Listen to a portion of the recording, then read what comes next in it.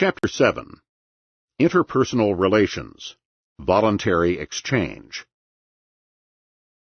It is now time to bring other men into our Robinsonian idyll, to extend our analysis to interpersonal relations. The problem for our analysis is not simply more people. After all, we could simply postulate a world of 1,000,000 Crusoes on 1,000,000 isolated islands, and our analysis would not need to be expanded by 1 iota. The problem is to analyze the interaction of these people. Friday, for example, might land in another part of the island and make contact with Crusoe, or he might land on a separate island and then later construct a boat that could reach the other island. Economics has revealed a great truth about the natural law of human interaction, that not only is production essential to man's prosperity and survival, but so also is exchange. In short, Crusoe, on his island or part thereof, might produce fish, while Friday, on his part, might grow wheat, instead of both trying to produce both commodities. By exchanging part of Crusoe's fish for some of Friday's wheat, the two men can greatly improve the amount of both fish and bread that both can enjoy. This great gain for both men is made possible by 2 primordial facts of nature, natural laws, on which all of economic theory is based. A, the great variety of skills and interests among individual persons, and B, the variety of natural resources in geographic land areas. If all people were equally skilled and equally interested in all matters, and if all areas of land were homogeneous with all others, there would be no room for exchanges. But in the world as it is, the opportunity for specialization in the best uses for land and people enables exchanges to multiply vastly and immensely to raise the productivity and the standard of living, the satisfaction of wants, of all those participating in exchange. If anyone wishes to grasp how much we owe to the processes of exchange, let him consider what would happen in the modern world if every man were suddenly prohibited from exchanging anything with anyone else. Each person would be forced to produce all of his own goods and services himself. The utter chaos, the total starvation of the great bulk of the human race, and the reversion to primitive subsistence by the remaining handful of people can readily be imagined. Another remarkable fact of human action is that A and B can specialize and exchange for their mutual benefit, even if one of them is superior to the other in both lines of production. Thus, suppose that Crusoe is superior to Friday in fish and wheat production. It still benefits Crusoe to concentrate on what he is relatively best at. If, for example, he is a far better fisherman than Friday, but only a moderately better farmer, he can gain more of both products by concentrating on fishing, and then exchanging his produce for Friday's wheat. Or, to use an example from an advanced exchange economy, it will pay a physician to hire a secretary for typing, filing, etc., even if he is better at the latter jobs, in order to free his time for far more productive work.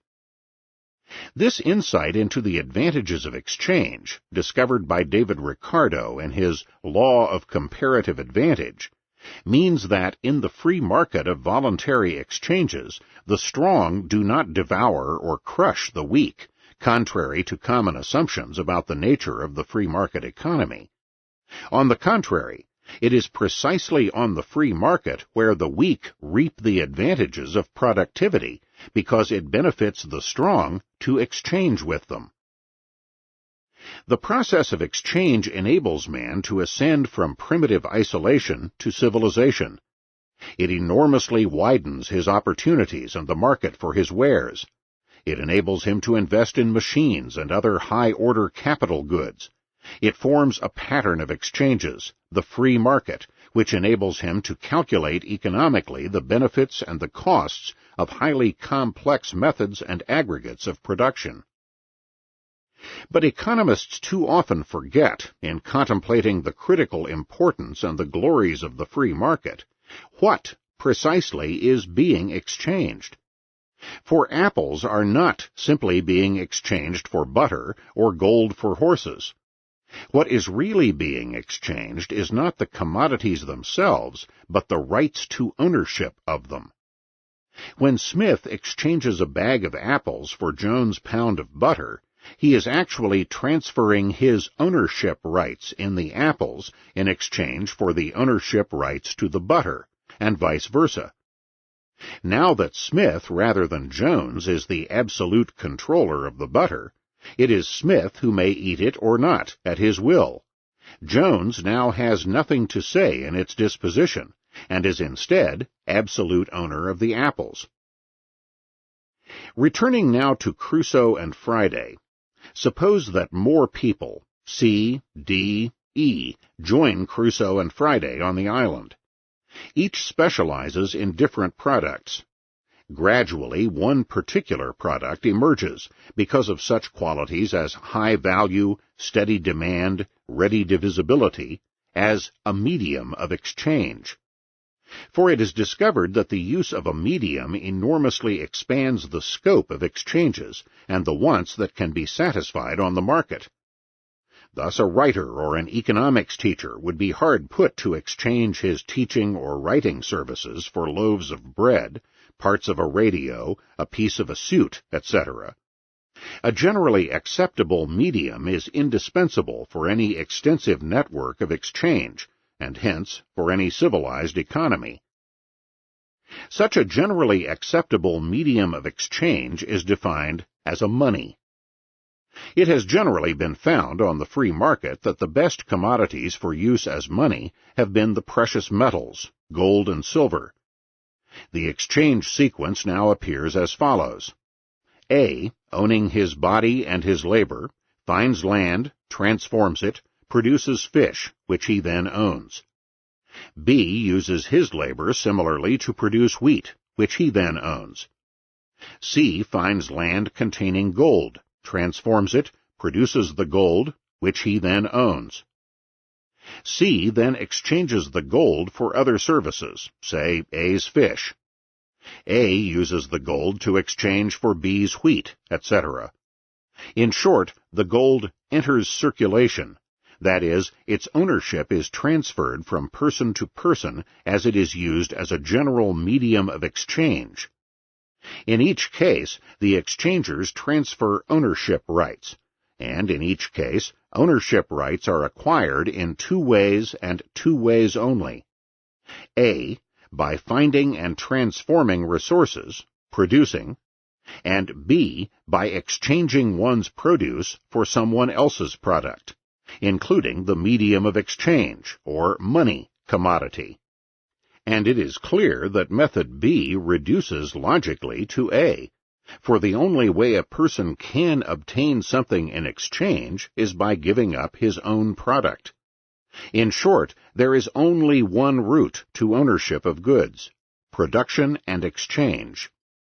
If Smith gives up a product in exchange for Jones's, which Jones also acquired in a previous exchange, then someone, whether the person from whom Jones bought the product or someone else down the line, must have been the original finder and transformer of the resource. A man then can acquire wealth, a stock of useful capital or consumer goods, either by producing it himself or by selling to its producer some other product in exchange.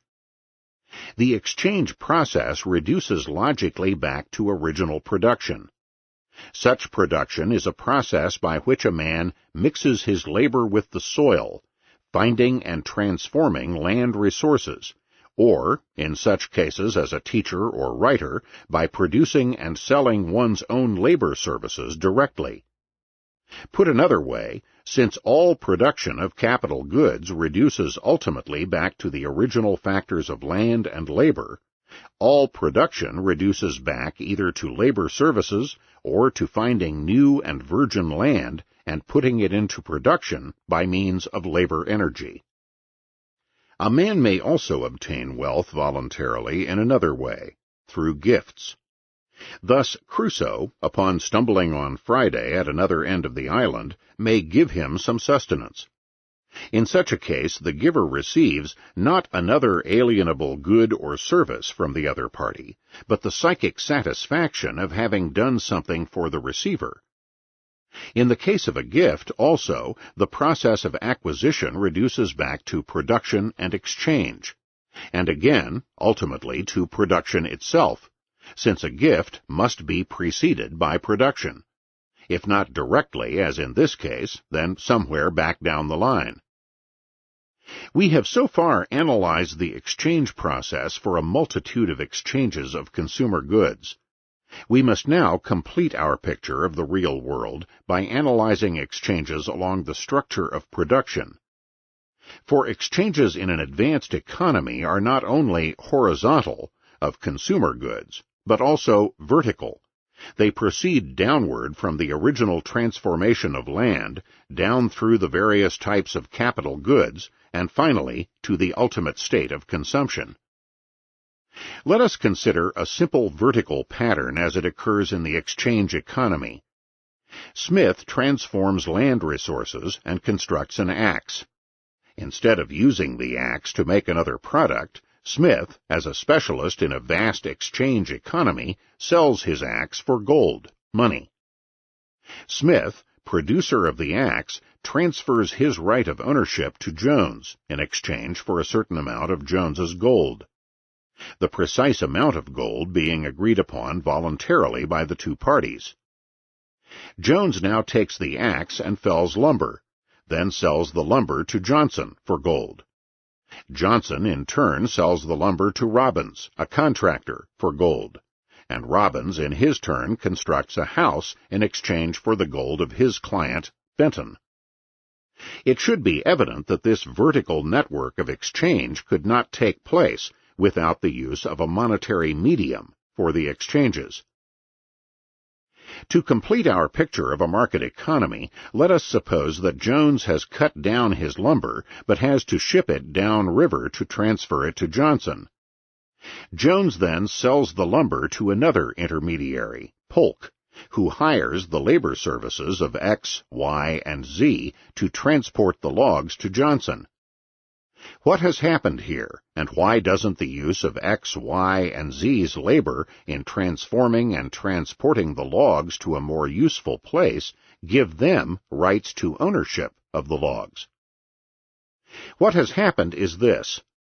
Polk transfers some gold to X and to Y and to Z in return for their selling to him their labor services of transporting the logs. Polk did not sell the logs to these men for money. Instead, he sold them money in exchange for employing their labor services on his logs. In short, Polk may have bought the logs from Jones for 40 gold ounces, and then paid X, Y, and Z 20 gold ounces each to transport the logs, and then sold the logs to Johnson for 110 ounces of gold. Hence, Polk netted a gain of 10 gold ounces on the entire transaction. X, Y, and Z, if they had so desired, could have purchased the logs from Jones themselves for the 40 ounces, and then shipped the logs themselves, sold them to Johnson for 110, and pocketed the 10 extra ounces. Why didn't they? Because A, they didn't have the capital. In short, they hadn't saved up the requisite money by reducing their previous consumption sufficiently below their income to accumulate the 40 ounces. And/or B, they wanted money payment while they worked and were not willing to wait for the number of months it took for the logs to be shipped and sold.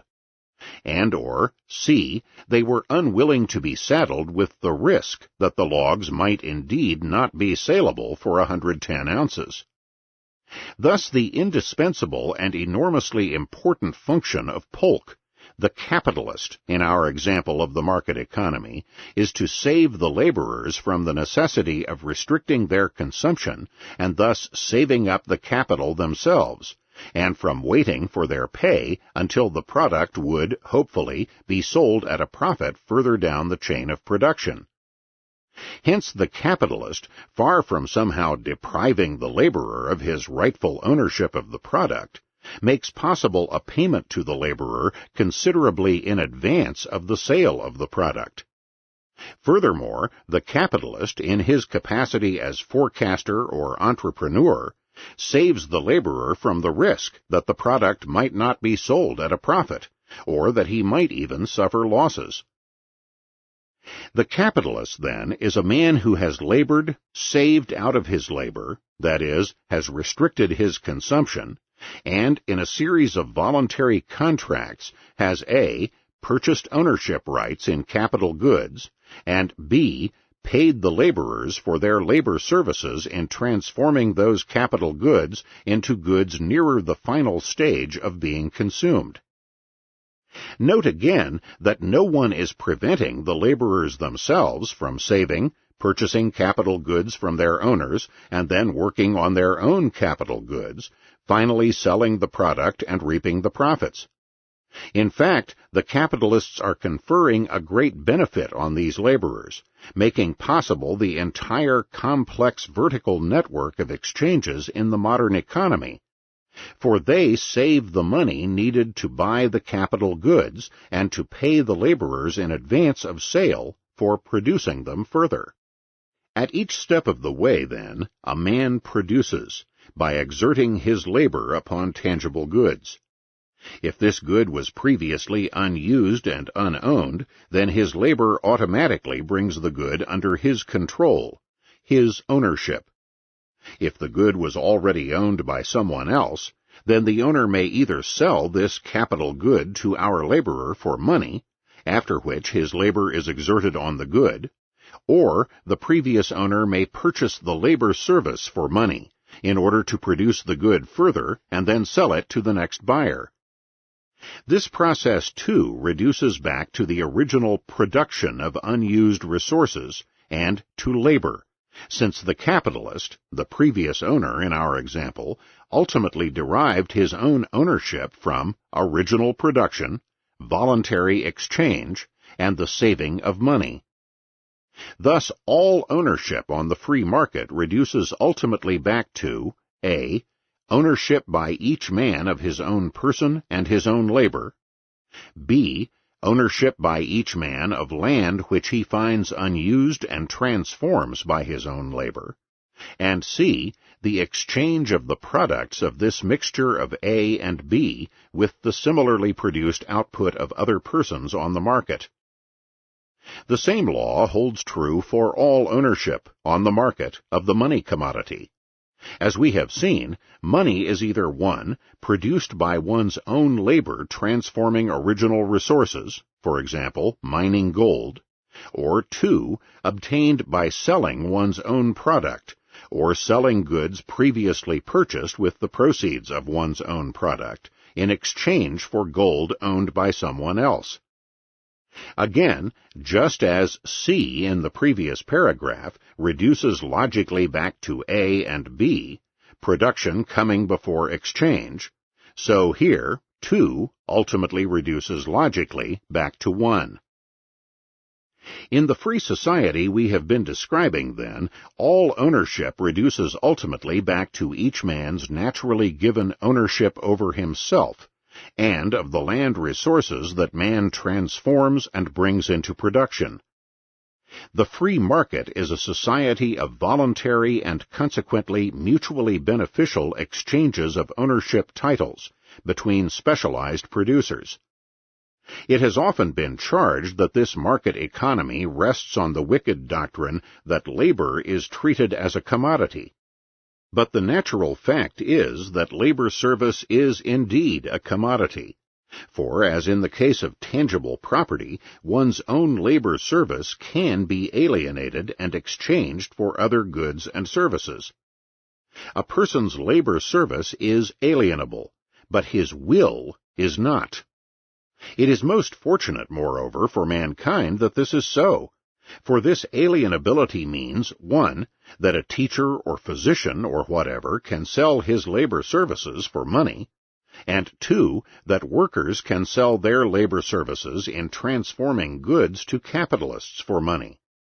If this could not be done, the structure of capital required for civilization could not be developed, and no one's vital labor services could be purchased by his fellow men.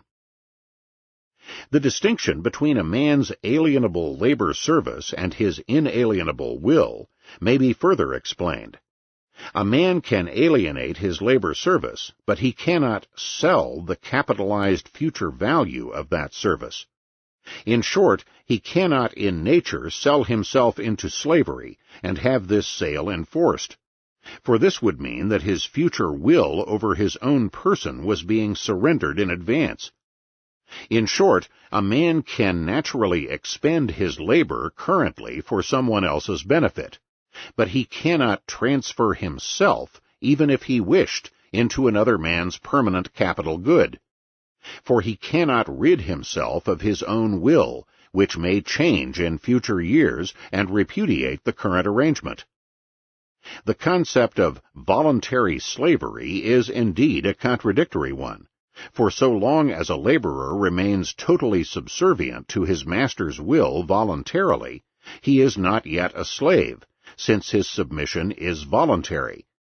Whereas if he later changed his mind and the master enforced his slavery by violence, the slavery would not then be voluntary, but more of coercion later on.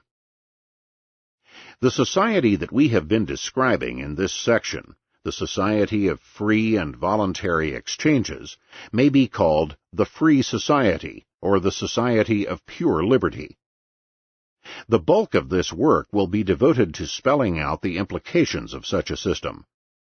The term free market, while properly signifying the critically important network of free and voluntary exchanges, is insufficient when going at all beyond the narrowly economic or praxeologic.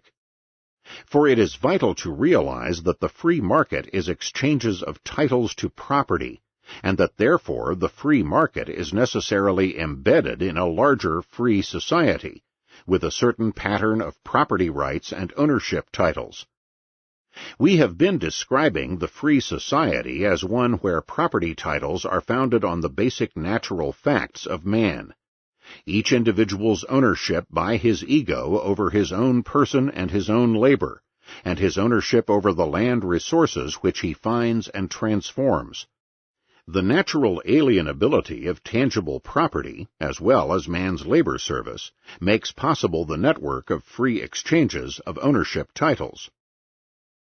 The regime of pure liberty, the libertarian society, may be described as a society where no ownership titles are distributed, where, in short, no man's property in his person or intangibles is molested, violated, or interfered with by anyone else. But this means that absolute freedom in the social sense can be enjoyed not only by an isolated Crusoe, but by every man in any society, no matter how complex or advanced. For every man enjoys absolute freedom, pure liberty, if, like Crusoe, his naturally owned property, in his person and intangibles, is free from invasion or molestation by other men. And, of course, being in a society of voluntary exchanges, each man can enjoy absolute liberty not in Crusoe-like isolation, but in a milieu of civilization, harmony, sociability, and enormously greater productivity through exchanges of property with his fellow men. Absolute freedom, then, need not be lost as the price we must pay for the advent of civilization. Men are born free, and need never be in chains. Man may achieve liberty and abundance, freedom and civilization.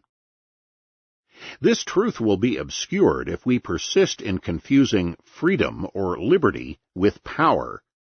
We have seen the absurdity of saying that man does not have free will because he has not the power to violate the laws of his nature, because he cannot leap oceans at a single bound.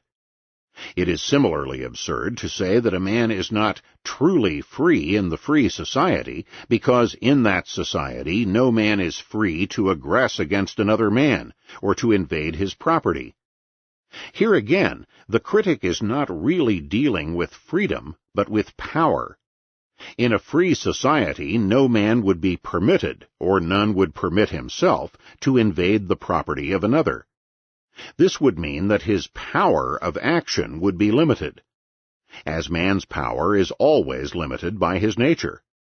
It would not mean any curtailment of his freedom, for if we define freedom, again, as the absence of invasion by another man of any man's person or property, the fatal confusion of freedom and power is at last laid to rest.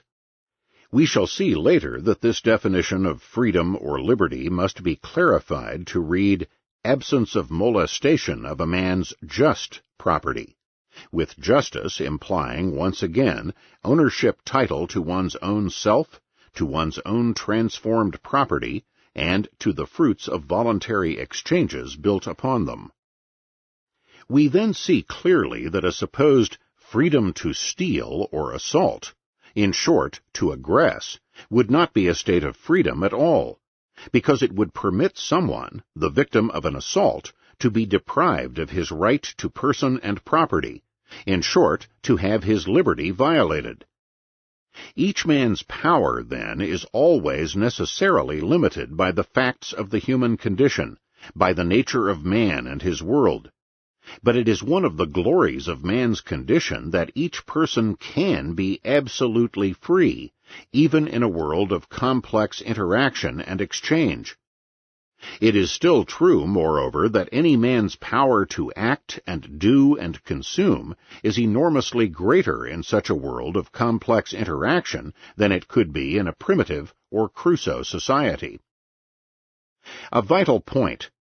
If we are trying to set up an ethic for man, in our case, the subset of ethics dealing with violence, then to be a valid ethic, the theory must hold true for all men, whatever their location in time or place. This is one of the notable attributes of natural law, its applicability to all men, regardless of time or place. Thus, ethical natural law takes its place alongside physical or scientific natural laws. But the society of liberty is the only society that can apply the same basic rule to every man, regardless of time or place. Here is one of the ways in which reason can select one theory of natural law over a rival theory, just as reason can choose between many economic or other competing theories. Thus, if someone claims that the Hohenzollern or Bourbon families have the natural right to rule everyone else, this kind of doctrine is easily refutable by simply pointing to the fact that there is here no uniform ethic for every person, one's rank in the ethical order being dependent on the accident of being or not being a Hohenzollern. Similarly, if someone says that every man has a natural right to 3 square meals a day, it is glaringly obvious that this is a fallacious natural law or natural rights theory, for there are innumerable times and places where it is physically impossible to provide 3 square meals for all, or even for the majority of the population. Hence, this cannot be set forth as some kind of natural right. On the other hand, consider the universal status of the ethic of liberty, and of the natural right of person and property that obtains under such an ethic. For every person, at any time or place, can be covered by the basic rules: ownership of one's own self, ownership of the previously unused resources which one has occupied and transformed, and ownership of all titles derived from that basic ownership, either through voluntary exchanges or voluntary gifts. These rules, which we might call the rules of natural ownership, can clearly be applied, and such ownership defended, regardless of the time or place, and regardless of the economic attainments of the society. It is impossible for any other social system to qualify as universal natural law, for if there is any coercive rule by one person or group over another, and all rule partakes of such hegemony, then it is impossible to apply the same rule for all. Only a rulerless, purely libertarian world can fulfill the qualifications of natural rights and natural law, or, more important, can fulfill the conditions of a universal ethic for all mankind.